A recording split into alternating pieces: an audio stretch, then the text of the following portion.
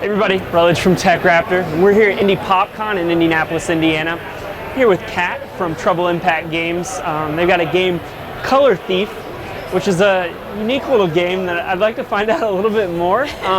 Sure. Basically, from what I understand, you play a little chameleon who can steal colors and move them around, kind of a puzzler as you try and figure out what happened to the world. Yeah, exactly. Like the main gist of the gameplay is that you're a chameleon, you can take color from anything in the world and give color to anything. And color works like an energy source. So like if you put color on plants, they grow. Or if you take color away from water, it actually becomes like a solid surface you can walk on. So if you think of it as kind of like activating and deactivating things, and all the puzzles are based around that idea. Narratively, you're this chameleon that lives in a totally black and white world, and you've kind of stumbled into this temple, and it's your first time like really seeing color and learning about it. And as you go through, you get little hints about like what the temple is, and then eventually what happened to the world and why it's missing color.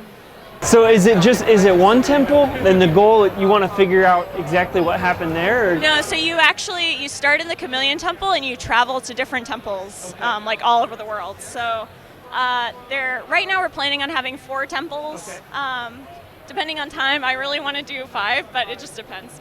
But all the different temples are based on different color-changing animals. So there's an Arctic fox temple, there's an octopus temple, and there's a tree frog temple. And they're all like based on different cultures to kind of inform the art style and the geography and that kind of thing. So each one's going to have a different art style? Yeah. That's cool.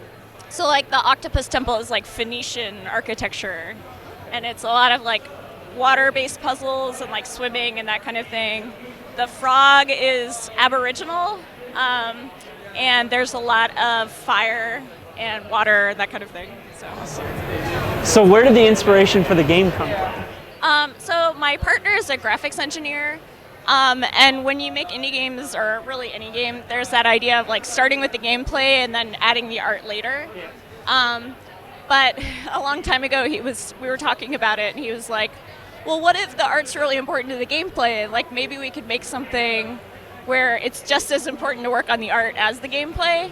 And color was kind of what we landed on for it. So the original idea was more of like an isometric, like stealth game, which is actually where the name Color Thief came from. You were going to like steal from a museum. But then when we tested it was really boring, and then it kind of turned into this like Indiana Jones kind of thing. So where can people find the game? Is it available for pre-order? Do you have any plans to kickstart any of that good stuff? So the game's not done yet. We're planning on releasing it like early to mid next year. Okay. But we do have a pre-order that we just started today. Okay. It's $15 to get the game when it comes out, PC only. Awesome. But yeah, it's colorthiefgame.com. Okay, and that's where people can do the pre-order? Yeah. Is it a Steam release?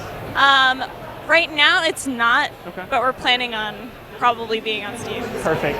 And where can people find you on social media? So I'm at cat_Musgrove. Okay. And you can also go to @TroubleImpact, but most of the tweeting is just me. And like the @TroubleImpact is just retweeting my tweets. So okay.